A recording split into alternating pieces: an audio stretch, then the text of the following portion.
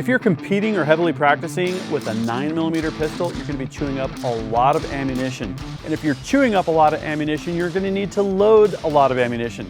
In this video, we're going to take a look at Dillon's all-new RL 1100 7-station progressive reloading press.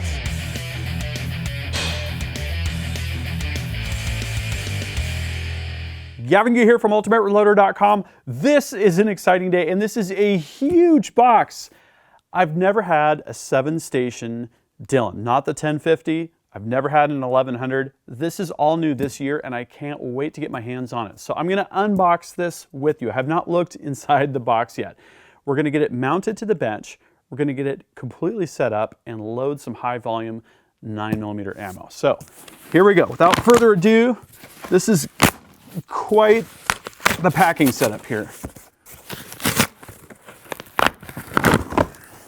Big staples. Does not have the familiar white box that you'd see on something like an RL 550C or XL 750. Woo! Okay. Owner's manual. Case feed bowl. We've already got the appropriate small pistol case feed plate installed, as you can see there. Low primer warning system, some pickup tubes. And you gotta love this Dillon packing. This is custom molded foam with plastic over the top of it. It doesn't absorb moisture, and it does a great job of protecting things. I'm gonna tilt this up so that you guys can see it. Ugh. Okay, powder measure. This is gonna be the same powder measure that you'd find on the Dillon 550 or the XL 750. Okay, I'm gonna just tilt this guy up. Okay, we've got the 1050 conversion 9mm kit box. We've got the Dillon roller handle. This is the support bar for the case feed system. The case drop tube for the case feed system. Okay, another nice molded foam insert. I'm gonna use up the whole bench this time, guys. Wow, that is heavy. Woo! Okay, that is the main press assembly. We've got a box of parts here. The power adapter for the case feed bowl. Okay, double check. More nice foam molded inserts. Woo! Okay, so I'll do a detailed job unboxing that in a second. Yes, that is the power adapter. This is the RL 1100 accessories box. 9mm die set box. Feels like the dies are not in there. They must be on the press already. Okay, another bag of parts, bracket, small acro bin,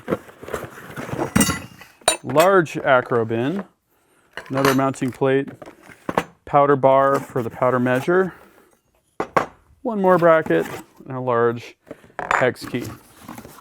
All right, this is a little bit of a mess right now, so I'm gonna get everything out of their bags. I'm gonna get things set up and categorized so we can walk through this in a more coherent manner. Back in just a second.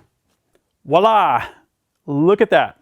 Things are laid out nice and tidy. Everything's categorized kind of by area. Of course, we've got the RL 1100 press assembly itself. We've got a couple acro bins here, the large and the small, mounting brackets, roller handle. This is definitely a nice touch for high volume reloading. I've got that on my 650. We've got a set of hex keys that are gonna cover pretty much everything we'd need to adjust on this press. Some mounting hardware, spent primer bucket, one of the springs, I'm gonna figure out where that goes. A special screwdriver with a little notch cut out of it. The standard powder measure with the large charge bar as well, so we have both options there. The safety return rod, powder measure instructions, the booklet. Dillon does a really good job with this booklet. if you look in here, you'll see every part in the box is identified and all of the assembly steps are clearly outlined with great pictures. You can see how thick this manual is, how much detail there is here. And I can say, if you're not familiar with reloading, you could probably buy this press and set it up because of these great instructions and because of this video, of course. We've got the low primer buzzer that comes with its own AAA Duracell battery. That's a nice touch.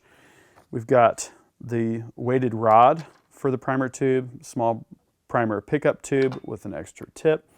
We've got the case feeder. I noticed there's some hardware here. It's got, as I mentioned, the small pistol case feed plate with clutch mechanism. This is the updated bowl. This has the variable speed control. The older unit, like what I've got on my 650, for instance, has a 2-speed rocker switch and a larger cord, a full-size power cord. This is a wall adapter, and we've got the US, for instance, plug adapter here. We can plug that right in. This is now ready to go into the wall. We've got 3 different international type adapters for that as well. So regardless of what region you're in, you're likely to find what you need to get your power hooked up.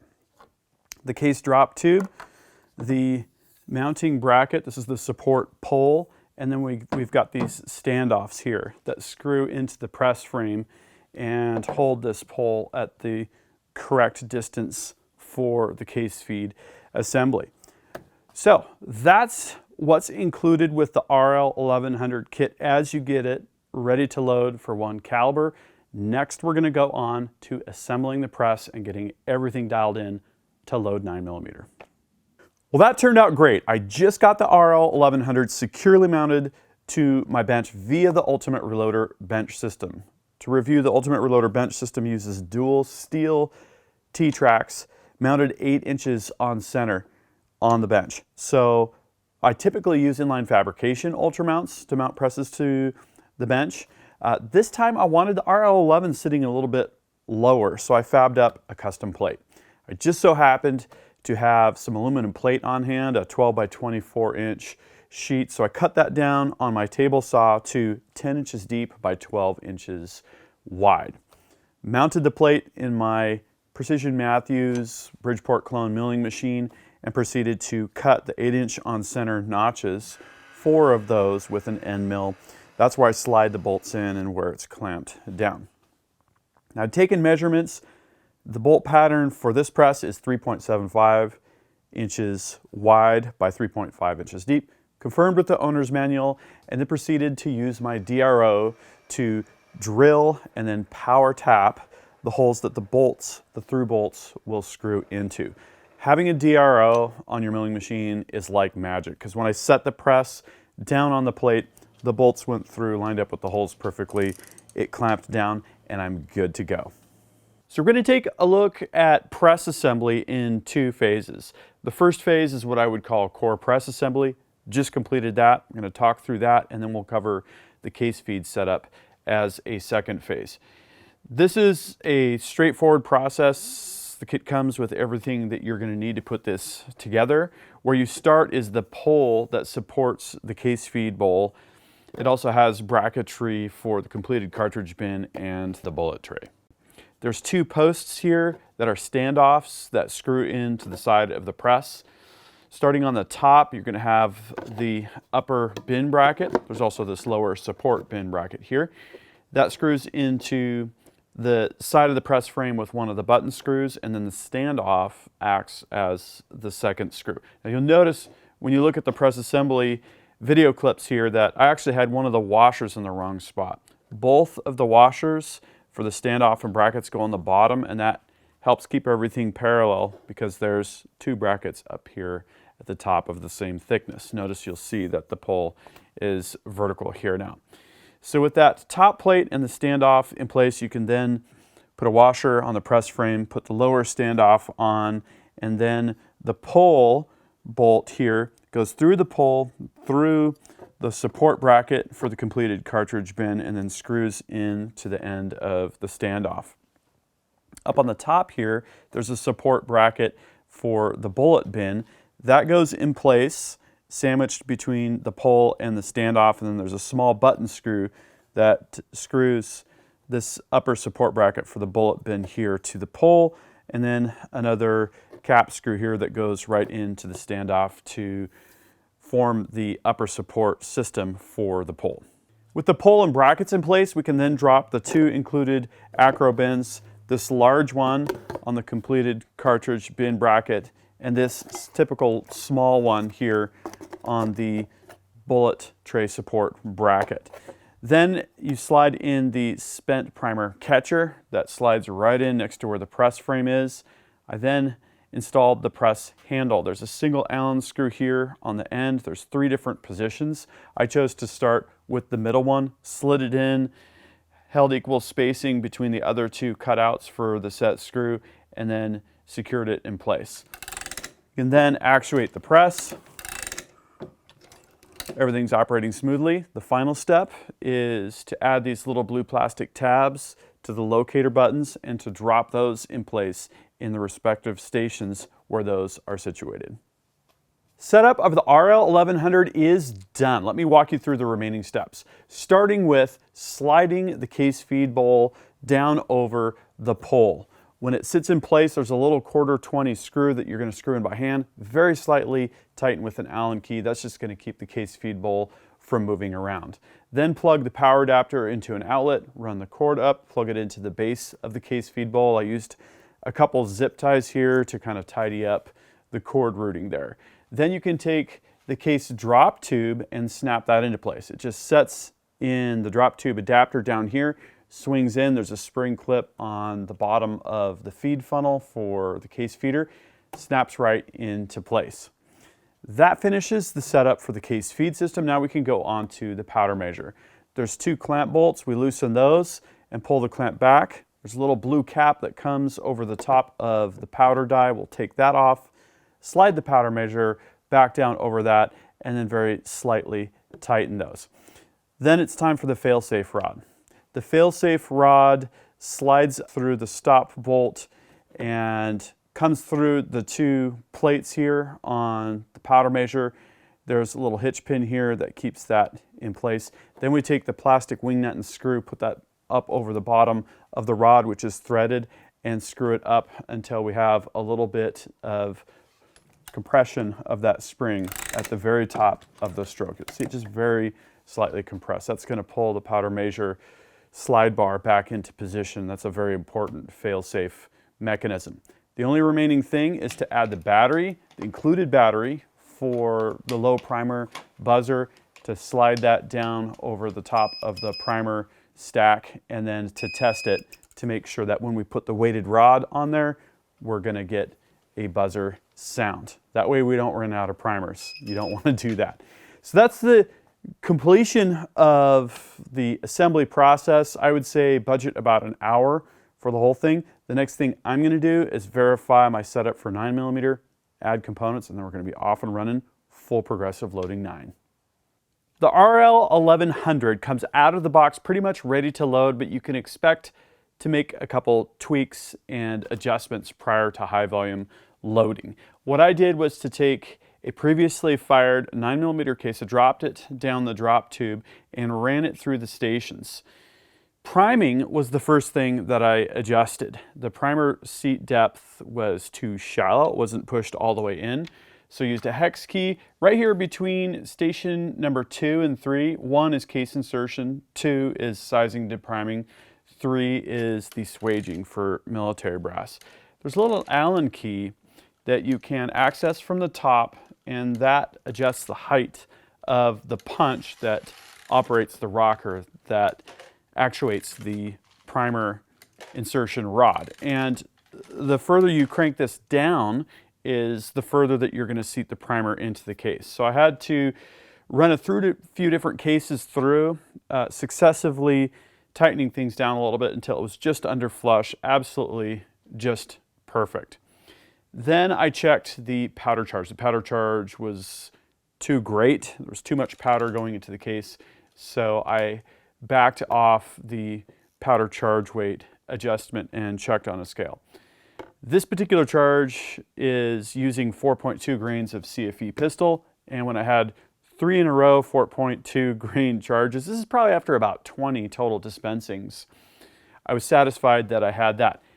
Another thing I had to adjust, the last thing really, was I had too much case mouth expansion. So I took the entire powder die, you loosen the 2 clamps on where the powder measure slips over, loosen the lock ring, and then loosen the die a little bit to raise the height of it.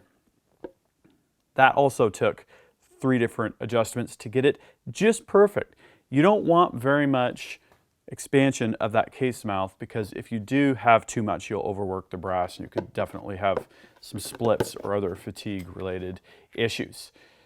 After that, I ran both a brand new Starline case and a once fired from Capital cartridge through the press to make sure that everything was absolutely perfect. There's a few thousandths different on cartridge overall length, but I was within my range, so I was happy with that. Let's talk about the components that I'm using here. So we're going to run 2 different types of brass. I wanted to do new brass and previously fired brass. So I've got brand new Starline 9mm cases. These have treated me really, really well. I've also got Capital cartridge, previously fired 9mm cases. You can get these in bulk. If you watch till the end of the video, I have a promo code where I can save you some money on brass from Capital cartridge. I'm using Barry's plated 147 grain round nose bullets. You'll want to check out my story called Magic Load, Barry's 147 grain 9mm, because these things have performed absolutely amazing for me. So I ran out. I wanted to load a whole bunch more. What better to load it with than the RL 1100?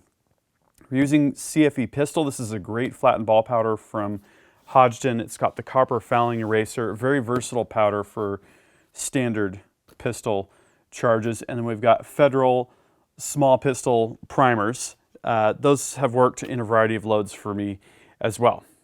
So with that, it's on to full progressive loading. The press is fully loaded and stocked with components, including filling the case feed bowl with brand new Starline 9mm cases. We're going to start there, and then we'll use the Capital cartridge previously fired after that. So let's walk through the stations. Station number 1, insertion. Station number 2 is sizing and depriming. Station number 3 is going to be our swaging, and it's got a hole down on the top here. Station number 4 is priming. We prime when the tool head is at the bottom of its stroke. Station number 5 is powder charge. Station number 6 is reserve. We can put a powder check die there. Station number 7 is our bullet. We gotta actually do a powder check and remember to do that. Okay, and then station number 8 is our crimp. So we have seat in 7 and crimp in 8.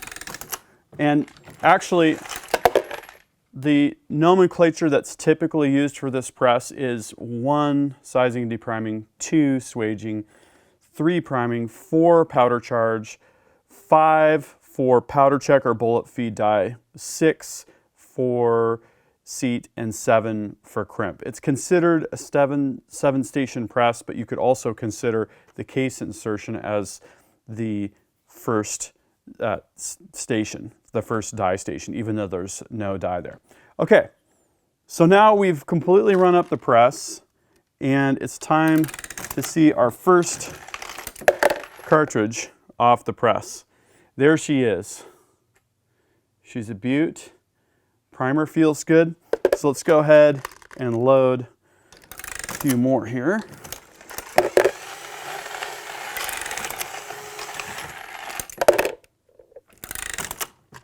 Definitely could use a bullet feed die on this setup.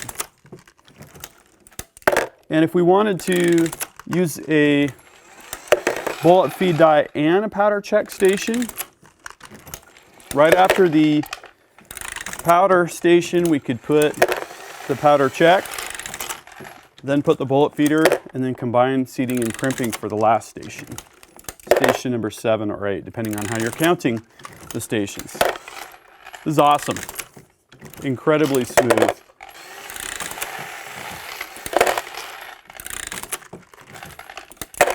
Okay, so this is going well. What I'm going to do is turn off the case feeder, and then we're just going to run the press out. Then we'll switch over to previously fired brass.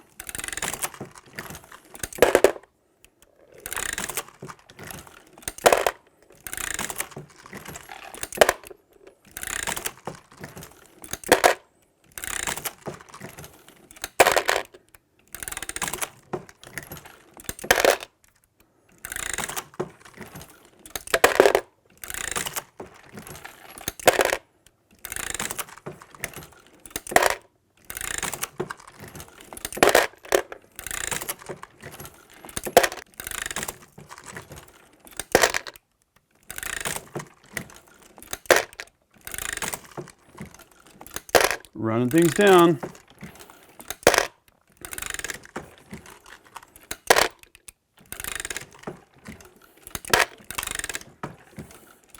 There we go. So here's the trick. If you've ever had to empty a case feeder, you know it can be a complete pain. So what I found, the easiest thing is just to remove the entire assembly. Helps to remove the drop tube first, and then just pour the whole thing out.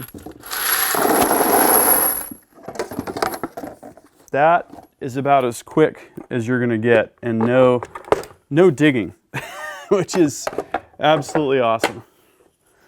Good to go. Oh, and now to add the capital brass. Look at the size of this bag. It's a little bit ridiculous. Not gonna lie.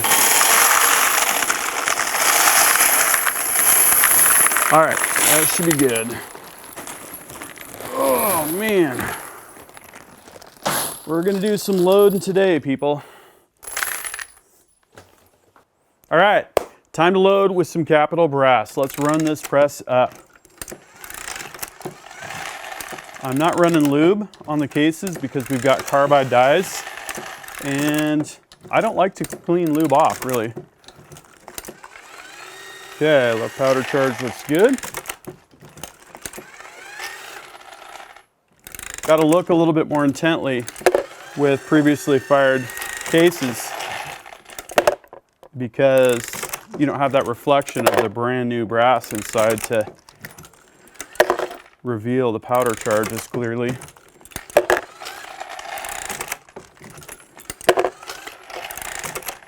I think this setup could definitely use a bullet feeder. What do you guys think? Do you want to see that? Maybe Mr. Bullet Feeder?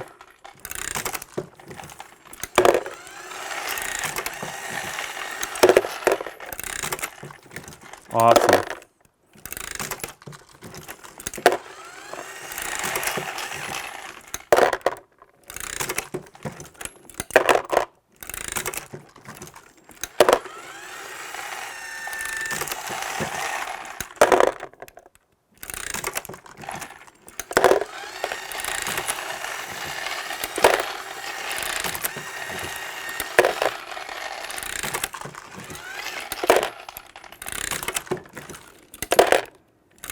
I can basically load as fast as I can pick up and place bullets. Oh, out of primers. Well, that happened fast. We're already 100 rounds through the press and 0 failures of any sort. Everything's running absolutely perfect, and I expected nothing less. I've heard so many good things about the 1050 and the 1100. Glad to finally have one in my shop. What did you think? That's what I'd love to know. Please drop a comment and we'll start a discussion. If you liked this video, please give it a thumbs up, and don't forget, we've got the biggest, the baddest progressive press shootout coming to Ultimate Reloader. I'm working very hard on it. This is one of the last presses I need to review before I start work comparing all of the feeds, the speeds, the total cost of ownership, all of the different pros and cons, all of the different options. It's going to be absolutely awesome. So make sure you're subscribed with notifications. Also, what else do you want to see with this? Do you want to see the bullet feeder on it? Is there something else that you want to take a look at? I do plan to load 308 with it. I'm still waiting on the caliber conversion kit, so we'll cover that caliber conversion process. That will also include primer size change. So that'll be really interesting to see. Thank you very much for watching. Don't forget there's a link to a full article. It's that first link in the video description. I'm on Patreon. I got shirts at the Ultimate Reloader store. Links in the video description. Thank you for watching. Until next time, happy shooting and happy reloading.